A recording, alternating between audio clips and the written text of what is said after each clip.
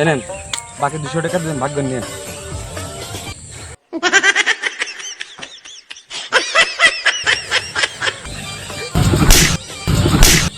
আমার লাগবো না, আপনি নিয়ে নিন। এই বিচার আমি আর করবো না। কত জায়গায় কত রকম বিচার করি, এরম বিচার বাবু আমি আর কোনো জায়গায় পাইনি।